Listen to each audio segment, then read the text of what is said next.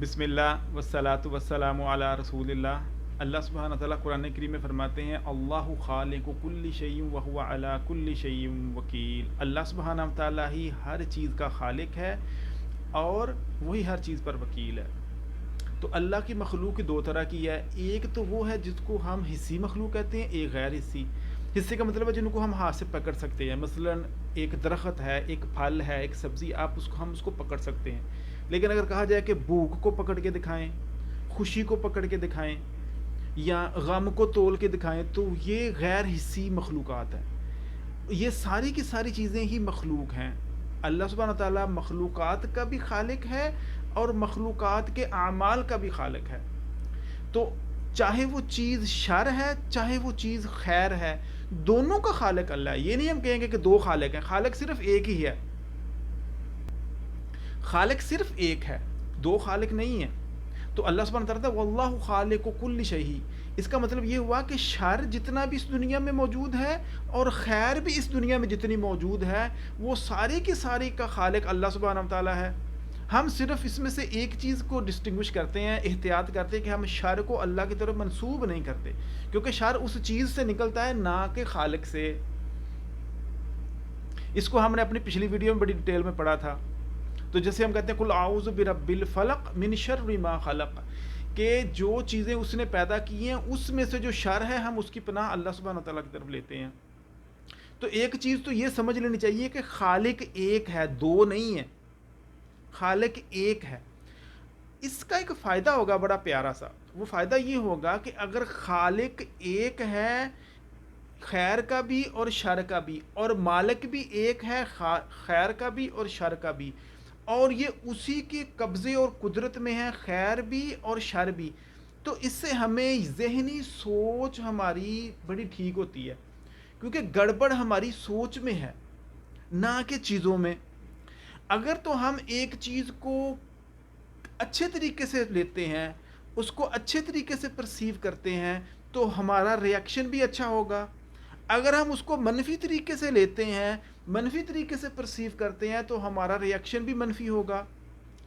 تو ہم ایک ایونٹ کو کیا سوچتے ہیں، اس کے بارے میں کیا سوچتے ہیں، مثلا ایک بلڈنگ ہے، وہ زلزلہ آیا تو گر گئی، ایک بندے نے اس کے بارے میں کیا کہا، دوسرے بندے نے اس کے بارے میں کیا کہا، تیسرے بندے نے اس کے بارے میں کیا کہا، کافر نے اس کے بارے میں کیا کہا، مسلمان نے اس کے بارے میں کیا کہا، غریب نے کیا کہا، امیر نے کیا کہا، جو اس کے اندر رہائشی تھے انہوں نے کیا کہا، جو ان کے ہمسائے تھے انہوں نے کیا کہا، جنہوں نے ٹی وی پہ دیکھا انہوں نے کیا کہا، جنہوں نے اس کی ویڈیو دیکھی۔ تو مختلف لوگوں کی مختلف رائے اور آرا ہوں گی، یہ ڈپینڈ کرتا ہے کہ ان کے اندر کتنا ایمان اور یقین تھا۔ مثلا ان کی سوچ اس بات کی عکاس ہوتی ہے کہ ان کے منہ سے کیا الفاظ نکل رہے ہیں۔ جو ان کا اعتقاد اور یقین اور ایمان اور اندر کی سوچ ہوتی ہے، وہی اس الفاظ بن کے منہ سے باہر نکل رہی ہوتی ہے۔ تو زبان جو ہے وہ دروازہ ہے دل کے اندر چھپے ہوئے جذبات اور احساسات کا۔ اگر وہ اندر اچھا ہے تو منہ سے اچھے الفاظ نکل رہے ہیں، وہ اگر اندر برا ہے تو منہ سے برے الفاظ نکل رہے ہیں۔ تو ہم خیر اور شر کو کیسے لیں اور اس کے اوپر کیسے ریئیکشن ظاہر کریں، یہ ہم نے سمجھنا۔ تو پہلی بات تو ہم نے یہ سمجھ لی کہ خیر اور شر کا خالق بھی اللہ ہے، مالک بھی اللہ ہے، اور اس کے قبضے اور قدرت میں ہے۔ تو جب خیر اور شر آ گئی دنیا میں، تو ہم اس کے حصول کے لیے بھی اللہ کی طرف جائیں گے اور شر سے بچاؤ کے لیے بھی اللہ کی طرف سے جائیں گے۔ کوئی خیر لینی ہے تو اس کے حصول کے لیے اللہ کی طرف جائیں گے، کوئی شر سے بچنا ہے تو اس سے بچاؤ کے لیے اللہ کی طرف جائیں گے۔ کیوں جائیں گے؟ کیونکہ ہم نے یہ سمجھ لیا کہ اس کا خالق بھی اللہ ہے، اس کا مالک بھی اللہ ہے، اور اس کی قدرت میں بھی ہے وہی چیزیں۔ اگر فرض کریں کہ بیماری آ گئی تو ہم نے بیماری سے بچاؤ کے لیے کس کی طرف رجوع کرنا ہے؟ اللہ کی طرف۔ اگر ہم نے رزق لینا ہے تو یہ خیر ہے، تو اس خیر جو رزق ہمیں ملے گا، یہ خیر ہمیں ملے گی، اس کے حصول کے لیے ہم نے کس کی طرف رجوع کرنا ہے؟ اللہ کی طرف۔ تو خیر اور شر کس کی مخلوق ہے؟ اللہ کی مخلوق ہے۔ تو اس کے حصول کے لیے بھی ہم نے اللہ کی طرف رجوع کرنا ہے، اور شر سے بچاؤ کے لیے بھی ہم نے اللہ کی طرف رجوع کرنا ہے۔ اللہ سبحانہ تعالیٰ کہتے ہیں وَإِن يَمْسَسْكَ اللَّهُ بِضُرٍّ فلا کاشف لہ الا ہو، اگر اللہ تمہیں کوئی شر پہنچانا چاہے، کسی قسم کی مصیبت یا تکلیف میں مبتلا کرنا چاہے، تو اس شر کو، اس مصیبت کو ٹالنے والا کوئی نہیں.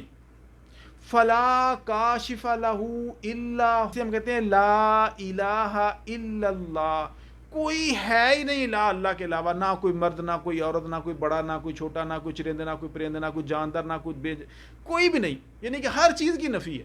ہم یہ نہیں کہہ سکتے یار اس میں عورت کا ذکر نہیں ہے، مرد کا ذکر نہیں ہے، بڑے کا ذکر نہیں ہے، چھوٹے کا ذکر نہیں، ہر چیز کا لا الہ الا اللہ. یہاں پہ کہتے ہیں فلا راد لفضلہ وَإِن يَمْسَسْكَ اللَّهُ بِضُرٍّ فَلَا كَاشِفَ لَهُ إِلَّا هُوَ، اللہ کے علاوہ اس کو ٹالنے والا کوئی نہیں.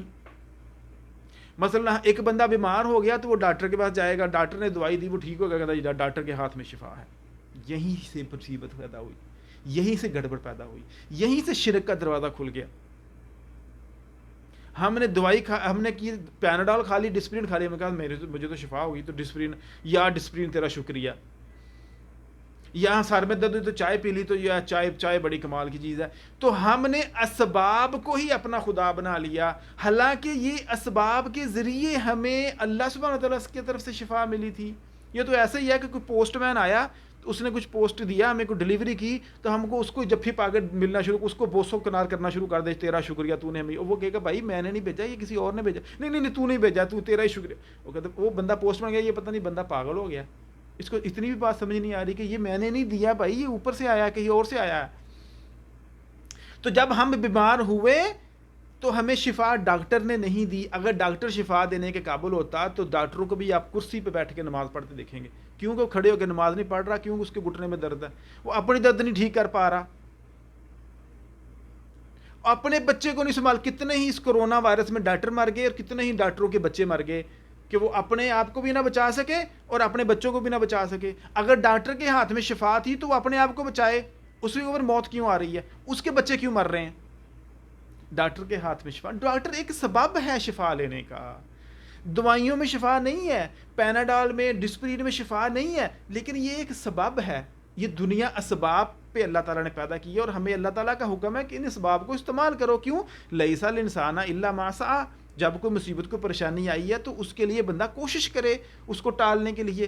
مصیبت کہاں پہ آتی ہے؟ جب ہماری سوچ خراب ہو جاتی ہے. ہم یہ سوچ بیٹھتے ہیں کہ ڈاکٹر کے ہاتھ میں شفا ہے، یہ چائے میں شفا ہے، یہ ڈسپرین میں شفا، یہ گڑبڑ ہے، یہ شرک ہے، اس سے بچنا. یا ہمیں جب کوئی خیر لینی ہے تو ہم کہتے ہیں جی فلانے بندے کے پاس چلے جاتے ہیں، وہ بڑا ڈی ایس پی ہے، وہ ایس پی ہے، اس سے ہم مدد لیتے ہیں، اس کے ساتھ ہمارا رابطہ ہو جائے، ہمارا اچھا لنک بن جائے، ہمارا دوستی قائم ہو جائے، اس کے ساتھ راستہ بن جائے، اس کے ساتھ ہم سمجھتے ہیں یہ بچا لے گا، میرے بچے بڑے ہو کے مجھے بچا لیں گے، یہ میرے بڑھاپے کا سہارا بن جائیں گے. یہ ہم لوگوں خیر کے حصول کے لیے لوگوں پہ امیدیں لگا بیٹھتے ہیں، حالانکہ خیر کے حصول کے لیے یہ ساری چیزیں اسباب ہیں. ہم ان کے ذریعے اللہ تعالیٰ ہمیں دیتا ہے، وہ مسبب الاسباب ہے. تو ہم مسبب الاسباب کی طرف ہماری نگاہیں رہیں، نہ کہ ان چیزوں کی طرف رہیں. تو ان خیر اور شر کی موجودگی میں ہمارا یہ امتحان ہو رہا ہے کہ ہم سوچتے کیا ہیں، ہماری سوچ کس طرف جا رہی ہے. ہم اللہ کی طرف سوچ رہے ہیں، اللہ کی طرف ہم کیا کہتے ہیں جب کوئی فوت ہو جائے، ہم نے کیا کہنا ہے؟ انا للہ و انا الیہ راجعون. اسی آیت کے اگلے حصے میں اللہ تعالیٰ کیا کہہ رہے ہیں؟ وَإِن يُرِدْكَ بِخَيْرٍ، اگر اللہ تمہارے لیے خیر کا ارادہ کرے، فَلَا رَادَّ لِفَضْلِهِ، تو اس کا فضل کوئی ٹال نہیں سکتا. اگر اس نے کہا ہے کہ یہ تمہاری بیٹی کا رشتہ اس کے ساتھ ہونا ہے تو وہ ہونا ہی ہونا ہے. یہ نہیں کہ اس نے ٹال دیا، میرا رشتہ نہیں ہونے دیا، اس نے جادو کر دیا، اس نے جادو کر دیا، یہ دکان پہ تمہیں اتنا رزق ملنا ہے، وہ ملنا ہی ملنا ہے. یہ نہیں کہنا کہ یار اس نے تویز ڈال دی، اس نے تویز ڈال دی ہے، یہ مجھے روک رہا ہے، یہ میرا رزق روک رہا ہے، یہ میرا رزق روک رہا ہے. نہیں، کوئی رزق نہیں روک سکتا. یہ ہمارے ایمان کی کمزوریاں.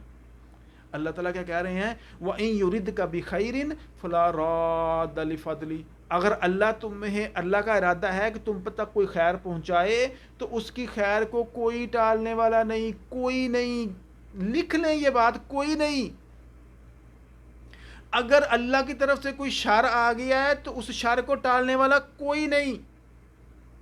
تو جب یہ چیزیں آئیں تو اس سے ہمیں کیا ملا؟ اس سے ہم اللہ کی طرف رجوع کرنا ہے. ہم نے تو اللہ سے رجوع کرنے کا مطلب کیا ہوا کہ ہم اللہ سے توفیق مانگیں گے کہ یا اللہ یہ خیر ہمیں مل جائے، یا اللہ یہ شر ہم سے ٹل جائے، تو اس کی توفیق ہمیں اللہ دے گا۔ تو توفیق کو حاصل کرنے کی کنجی دعا ہے، تو یہیں سے دعا پیدا ہوئی۔ اب اللہ سبحانہ وتعالیٰ کہتے ہیں وَاسْتَعِینُوا بِالصَّبْرِ وَالصَّلَاةِ، نماز ایک دعا ہے، اور دعا اور صبر کے ساتھ ہم نے اللہ سے مانگنا ہے۔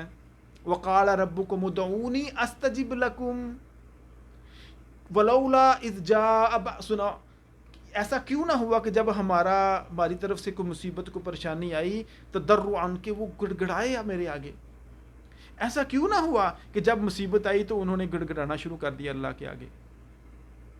جب ان کے پاس سال میں 1 دفعہ 2 دفعہ 3 دفعہ 4 دفعہ مصیبتیں آئیں تو ایسا کیوں نہ ہوا کہ وہ میرے آگے گڑ گڑائے؟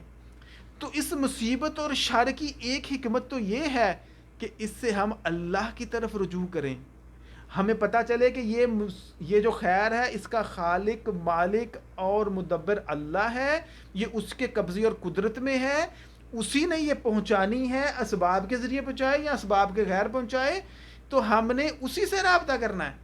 تو یہ ایک تو سوچ بدل گئی، جو ہی ہماری سوچ ٹھیک ہوئی تو ہم اللہ ہی سے توفیق مانگیں گے، یا اللہ تو ہمیں توفیق دے دے کہ یہ ہم اس کو حاصل کر لیں، اس خیر کو حاصل کر لیں، یا اس شر سے ہم بچ جائیں۔ تو اس کی توفیق حاصل کرنے کی سب سے بہترین کنجی دعا ہے۔ تو جو دعا ہے یہی عبادت ہے، اور یہی ہماری زندگی کا مقصد ہے۔ تو گویا ہم نے اگر اپنی زندگی کا مقصد حاصل کرنا ہے، اللہ کہتے ہیں ہم نے ہی زندگی، اللہ تعالیٰ کہتے ہیں هو الذی خلق الموت والحیاۃ لیبلوکم ایکم احسن عملا، اللہ تعالیٰ نے ہی زندگی اور موت کو پیدا کیا ہے تاکہ وہ دیکھے کہ ہمارا کیا، ہم میں سے کون اچھا عمل کرتا ہے۔ وما خلقت الجن والانس الا لیعبدون، ہم نے انسانوں اور جنوں کو پیدا ہی اپنی عبادت کے لیے کیا ہے۔ اور نبی صلی اللہ علیہ وسلم نے فرمایا کہ الدعاء هو العبادہ، تو عبادت کا جو مغز اور اس کی جو کور ہے وہ دعا ہے، اور دعا پیدا ہی وہاں سے ہوتی ہے جہاں پہ شر ہو، یا آپ نے کسی خیر کا حصول لینا ہے یا کسی شر سے بچنا ہے تو دعا کریں گے۔ کبھی وہ دیکھیں کہ جو اتنی دعائیں ہم نے بیماری کی حالت میں کی، کیا خوشی اور شفا کی حالت میں بھی ہم نے اتنی دعائیں کی؟ نہیں۔ تو یہ جو دعا کا حصول ہے یہ اس شر کا ثمرہ ہے، یہ اس کا پھل ہے جس کی وجہ سے ہم دعا کرنے میں کامیاب ہو گئے، کیونکہ توفیق کے ملنے کی کنجی دعا ہے، اور دعا کے اندر اصل جو ہے وہ اخلاص ہے۔ جب ہمیں یہ اخلاص کی توفیق مل گئی، دعا کی توفیق مل گئی، تو سمجھنے قبول بھی ہو گئی، کیونکہ امام ابن قیم نے کہا ہے کہ جس کو دعا کی توفیق مل گئی وہ سمجھنے اس کی قبول ہو گئی۔ ہم سمجھتے ہیں ہم دعا کر رہے ہیں ہماری قبول ہی نہیں ہو رہی۔ پہلی بات تو یہ ہے کہ ہمیں پیدا ہی اللہ نے عبادت کے لیے، ہم نے دعا کر لی تو ہم نے اللہ کی عبادت کر لی تو ہم نے اپنی زندگی کا مقصد پورا کر دیا۔ اس بات کو چھوڑیں کہ وہ دعا قبول ہوئی کہ نہ ہوئی، یہ بات دیکھیں کہ ہم نے دعا کر لی اللہ سے۔ کراچی کے اندر میں کچھ دن کے لیے رہا، تو میرا ایک روم میٹ تھا، تو مجھے شک پڑا کہ یار یہ بندہ ایسا ہے کسی نے نہ کبھی لگتا کبھی اللہ سے دعا ہی نہیں کی۔ تو میں نے ادھر سے پوچھ ہی لیا، میں نے کہا کبھی تم نے اللہ سے دعا کی ہے؟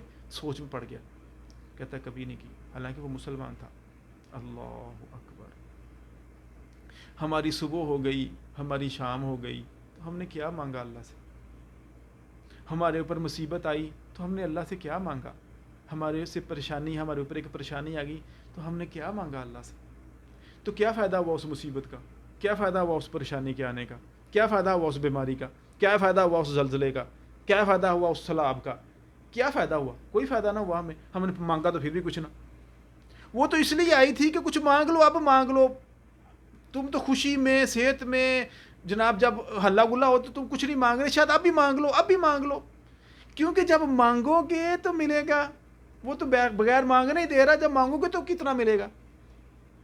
اب ہی مانگ لو، کیونکہ جس نے مانگ لیا اس کی دعا قبول ہو گئی۔ تو ہم سمجھتے ہیں پتہ نہیں ہماری دعائیں قبول نہیں ہوتی، یہ تو سوچ ہی غلط ہے کہ قبول نہیں ہوتی، کیونکہ اگر وہ یہ توفیق دے رہا ہے تو اس کا مطلب ہے وہ قبول کر رہا ہے۔ کہ نبی علیہ الصلوۃ والسلام ہے کہ دعا، کوئی بھی بندہ دعا جب اخلاص سے اللہ سے مانگتا ہے تو 3 حالتوں میں وہ دعا ہوتی ہے، یا تو اللہ تعالیٰ اس کو وہ چیز دے دیتا ہے، یا اللہ تعالیٰ اس سے کوئی اور مصیبت ٹال دیتا ہے اس دعا کے بدلے میں، یا پھر اس کو آخرت کا خزانہ بناتا ہے. جب اللہ تعالیٰ قیامت کے دن بندے کے اعمال توڑ رہا ہوگا تو اللہ تعالیٰ اس کی یہ دعا بھی اعمال نامے میں ڈالے گا، تو پلڑا بہت بھاری ہو جائے گا. وہ کہ یا اللہ یہ کون سا عمل ہے؟ تو اللہ تعالیٰ کہے گا یہ تیری وہ دعا ہے جو تیری میں نے دنیا میں قبول نہیں کی تھی بلکہ آخرت کا خزانہ بنا دیا اس کو. تو وہ بندہ کہے گا یا اللہ باقی کیوں نے قبول کی، یا اللہ ساری نہ قبول کرتا تو آج مجھے مل جاتی. وہاں پہ جا کے ہم نے یہ کہنا ہے کہ یا اللہ ساری نہ قبول کرتا، تو نے میری ساری دعائیں کیوں قبول کی، آج میرے کام آتی. اور یہاں پہ ہم کیا کہتے ہیں، یا میں مانگ کے تھکا قبول نہیں ہوتی. ادھر ہم نے یہ زور لگایا ہوا کہ قبول نہیں ہوتی، اور ادھر جا کے کہیں گے یا اللہ قبول کیوں کی تھی، اب ہمارے کام آتی. تو بندے کی حالت بھی عجیب ہی ہے. تو مطلب کیا کہ یہ جو خیر اور شر نہ ہوتے تو ہم دعا ہی نہ مانگتے. ہمیں خیر کے حصول کے لیے دعا چاہیے اور شر کے حصول کے لیے دعا چاہیے، اور دعا ہی عبادت کا مغز ہے، اور دعا ہی عبادت اصل عبادت ہے، اور عبادت کے لیے ہی ہم پیدا ہوئے ہیں. تو یہاں پہ اگر شر نہ ہوتا تو ہم عبادت ہی نہ کر پاتے اللہ کی. ہم اس لہج پہ اس طرح دعا ہی نہ کر پاتے، اس طرح خشوع ہی نہ کر پاتے، اس طرح ہم روتے ہی نہ اللہ کے آگے، اس طرح ہم گڑگڑاتے ہی نہ اللہ کے آگے. تو جب بچہ روتا نہیں تو ماں بھی دودھ نہیں پلاتی. بے شمار چیزیں تو اللہ تعالیٰ نے ہمیں ویسی دے دی ہیں، اور بے شمار چیزیں وہ اللہ تعالیٰ بندے کو خود دینا چاہتا ہے. وقال ربکم ادعونی استجب لکم. اللہ تعالیٰ کہہ رہا ہے بندے میرے سے مانگ میں تجھے دوں گا. دیکھیں آپ کسی اپنے دوست کو فون کریں، اسے کہیں گے میرے پاس آؤ، میرے پاس ایک چیز ہے میں تمہیں دینا چاہ رہا ہوں، تو میرے پاس آؤ. وہ دوست ذرا سفر کر کے آیا، اس نے دروازہ کھٹکایا تو اس نے کہا جی وہ آپ نے مجھے فون کیا، میں آ گیا ہوں. مطلب کیوں آئے ہو، چلو چلے جاؤ. کیسا لگے گا دوست کو؟ یار پہلے اس نے مجھے بلایا ہے، اور جب میں اس کے بلانے پہ آیا ہوں تو اس نے مجھے کہا کیوں آ گئے ہو. یعنی کہ اللہ تعالیٰ کی شان یہ ہے کہ اللہ تعالیٰ پہلے ہمیں کہے کہ میرے سے دعا مانگو، اور جب بندہ دعا مانگے تو اللہ تعالیٰ کہے میں نے قبول نہیں کرنی، جاؤ چلے جاؤ. یہ سب ممکن ہے. صرف ہمارے اندر ہی کمی ہے کہ ہم مانگتے ہی نہیں. جب مانگتے ہیں تو ہمارا وہ یقین ہی نہیں ہوتا. اب مانگے نا اس یقین کے ساتھ میرا رب مجھے دے گا، کیونکہ ہر خیر اور شر کا خالق بھی اللہ ہے، مالک بھی اللہ ہے، اسی کے قبضے اور قدرت میں ہے. تو جو مانگنا ہے اپنے رب سے مانگ. اس کے خزانے میں کچھ کمی ہے؟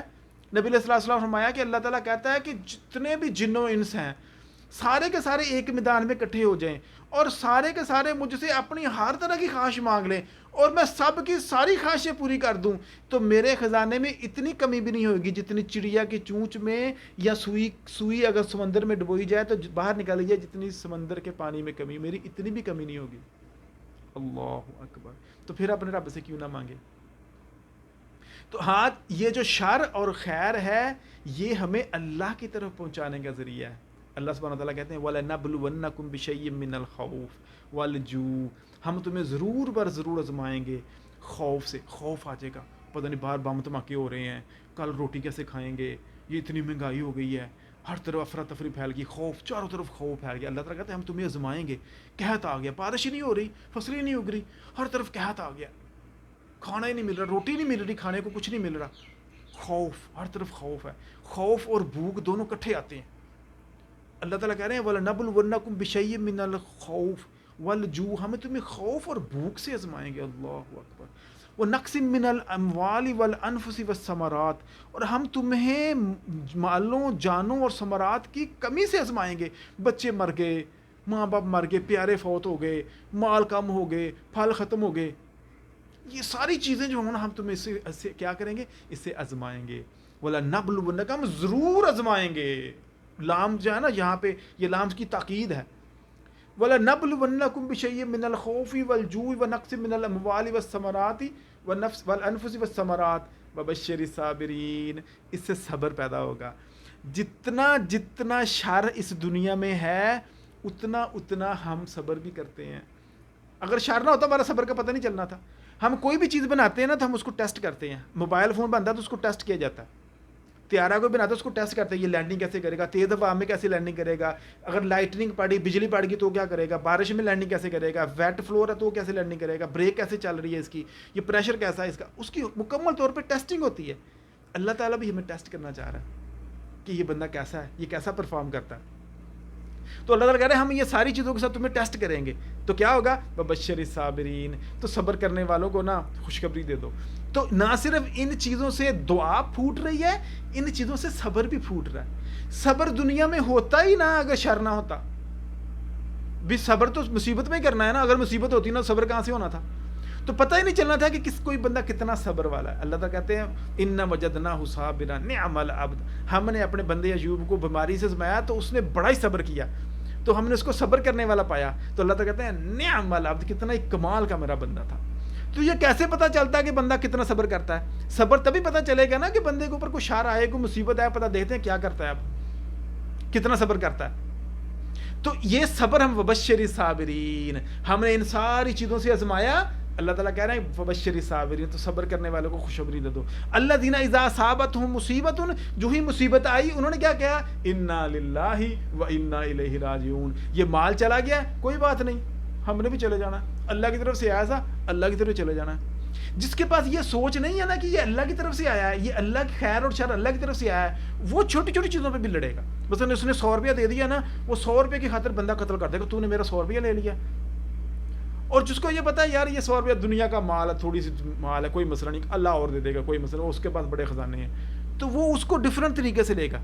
ایک بندے سے اگر آپ قرضہ لیں تو وہ آپ کے ناک میں دم کر دے گا، آپ کا دروازہ آپ توڑ مارے گا کہ یہ مجھے پیسے واپس کر دے۔ ایک دوسرے سے لیں گے تو وہ کہے گا کوئی بات نہیں یار، چلو جب تمہیں ہوئے تو مجھے دے دینا۔ دونوں میں کیا فرق ہے؟ سوچ کا فرق ہے۔ ایک اس کو پتا ہے کہ یہ دنیا کا مال سارا کچھ ہے، یہ مجھے ابھی مل جائے۔ جو ایمان انسان کا بڑا ہوتا جاتا ہے، انسان کو دنیا کی چھوٹی نظر آنی شروع ہو جاتی ہے۔ جو ایمان کم ہوتا ہے، انسان کو دنیا بڑی نظر آتی ہے۔ 100 روپیہ بھی بہت بڑا لگتا ہے بندے کو، وہی 100 روپیہ میرا کھا گیا، وہ 100 روپے کی خاطر قتل کر دے گا۔ جیسے ایک طیارے کی فلائٹ ہے نا، جب وہ جو اوپر جاتا ہے دنیا چھوٹی ہوتی جاتی ہے۔ یہ ایمان جو اتر جائے گا دنیا اور دنیا کی حقیقت میں چھوٹی نظر آئے گی۔ جو ہماری پرواز ڈاؤن ہوتی جائے گی ہمیں دنیا بڑی نظر آئے گی۔ چھوٹی چھوٹی چیزوں پہ ہم لڑیں گے، چھوٹی چھوٹی بات پہ ہم مارنے کوٹنے پہ آ جائیں گے۔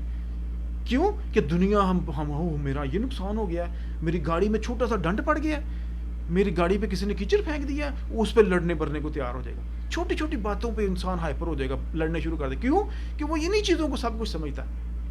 تو اللہ تعالیٰ کہہ رہے ہیں کہ ہم تمہیں آزما رہے ہیں کہ صبر کون کرتا ہے اور دعا کون کرتا ہے، اور دنیا کی جو حقیر چیزوں کو کتنا بڑا سمجھا ہوا ہے ہم نے، اور آخرت کی نعمتوں کو کتنا، والآخرۃ خیر وابقیٰ۔ اللہ تعالیٰ کہہ رہے ہیں آخرت اچھی ہے، آخرت بہتر ہے دنیا سے۔ تو ہم نے کیا کیا؟ اللہ تعالیٰ کہتے ہیں وبشر الصابرین، خوشخبری دے دو صبر کرنے والوں کو۔ الذین اذا اصابتهم مصیبت قالوا انا للہ و انا الیہ راجعون۔ تو نے کیا کیا؟ ہم اللہ کے لیے ہیں اور اللہ کی طرف جانے والے ہیں، کوئی مسئلہ نہیں ہے۔ اگر یہ چیز چلی گئی تو کوئی مسئلہ نہیں، میرے ہاتھ چلی کوئی مسئلہ نہیں، ہم اللہ کی طرف سے ہیں، ہم اللہ کی طرف۔ اولئک علیہم صلوات من ربہم ورحمہ واولئک هم المہتدون۔ یہی وہ لوگ ہیں جن کے اوپر اللہ تعالیٰ کی رحمت ہے۔ سبحان اللہ۔ یہ شروع کہاں سے ہوا ہے؟ وَلَنَبْلُوَنَّكُمْ بِشَيْءٍ مِّنَ الْخَوْفِ وَالْجُوعِ، خوف بھی ہے، بھوک بھی ہے، مال بھی گئے، بچے بھی فوت ہو گئے، اولاد بھی گئی، یہ چیزیں یہاں سے شروع ہوئیں۔ تو اس بندے نے کیا کیا؟ صبر کیا، اور کیا کہا؟ اِنَّا لِلَّهِ وَإِنَّا إِلَيْهِ رَاجِعُونَ۔ تو اللہ تعالیٰ کہہ رہے ہیں اس کے اوپر میری رحمتیں آ گئیں، وَأُولَٰئِكَ هُمُ الْمُهْتَدُونَ، یہی ہدایت والے لوگ ہیں۔ تو مصیبتوں، پریشانیوں اور ہر طرح کے ٹربلز کا اینڈ کیا ہوا؟ صبر کی شکل میں نکلا، اور اینڈ اس کے بعد کیا ہوا؟ ہدایت کی شکل میں نکلا۔ اور ہدایت وہ ہوتا ہے، ایک ہوتا ہے آپ کسی کو بتاتے ہیں کہ بھائی وہاں چلے ہوگا، تو بھائی یہ بتاؤ یہ مارکیٹ کہاں ہوگا، تو یہاں سے دائیں جا بائیں جا، آگے رائٹ مڑے گا نا تو کونے میں تمہیں ملے گی، یہ ہوتا ہے کسی کو بتا دینا۔ ایک ہوتا ہے ہدایت، ہدایت ہوتی ہے گائیڈ کرنا۔ اگر آپ کوئی گائیڈ لیتے ہیں نا، وہ آپ کے ساتھ ساتھ چلتا ہے، اچھا بھائی اب ہم یہ وزٹ کریں گے، اب ہم یہ وزٹ کریں گے، اب ہم یہاں جاتے ہیں، وہ آپ کا گائیڈ ہے، وہ آپ کو ساتھ ساتھ۔ تو ہم اللہ تعالیٰ کہتے ہیں اہدنا الصراط المستقیم، یا اللہ ہمیں ہدایت دے۔ 5 نمازوں میں بار بار کہتے ہیں۔ تو ہدایت کیا ہے؟ نہ صرف ہمیں دکھا کہ ہم نے کہاں جانا ہے، بلکہ بتا کیسے جانا ہے، اور پھر وہاں تک پہنچا بھی، یہ ہدایت ہے۔ اللہ سے ہم گائیڈنس مانگتے ہیں کہ یا اللہ ہمیں لے کر چل وہاں پر۔ تو یہ جو اللہ تعالیٰ لے کے چاہ رہا ہے نا وہاں پر، یہ مصیبتوں اور پریشانیوں کے ساتھ ہمیں اللہ گائیڈ کر رہا ہے۔ یہ جتنی پریشانیاں اور مصیبتیں اور شر ہے، یہ ہمیں ہدایت تک پہنچائیں گی اور ہدایت ہمیں اللہ تک پہنچا دے گا. اگر یہ مصیبتیں پریشانیاں اور شر نہ ہوں تو ہمیں ہدایت ہی نہ ملے, ہمیں پتہ ہی نہ چلے کہ ہم اللہ کون ہے, ہم نے کس سے مانگنا ہے اور کدھر ہم نے جانا ہے, ہم کہاں سے آئے ہیں اور ہم نے کہاں جانا ہے. انا للہ و انا الیہ راجعون. ہم تب بھی کہیں گے جب ہمارے اوپر کوئی مصیبت آئے گی, ہمیں پتہ چلے گا کچھ ختم ہو رہا ہے, کچھ جا رہا ہے, ہم یہ کدھر جا رہا ہے, تب ہمیں پتہ چلے گا. تو یہ مصیبتیں اور پریشانیاں ہمیں بہت کچھ دے رہی ہیں, بہت کچھ, اور انہی سے ہمیں ہدایت مل رہی ہے, اور یہی ہدایت ہمیں اللہ تک پہنچائے گی اور اس کی جنتوں تک لے کے جائے گی. اللہ تعالیٰ سے دعا ہے کہ اللہ تعالیٰ ہماری سوچ کو ٹھیک کر دے, ہمیں پتہ چلے کہ ہمیں ہدایت واقعی مل جائے, ہم واقعی صبر کرنے والوں میں آ جائیں, ہم واقعی دعا کرنے والوں میں آ جائیں, اور واقعی ہم ان خیر اور شر کی حکمتوں کو سمجھنے والوں میں سے آ جائیں. اللہ تعالیٰ سے دعا ہے کہ اللہ تعالیٰ ہمیں سمجھنے کی توفیق دے. السلام علیکم ورحمۃ اللہ وبرکاتہ.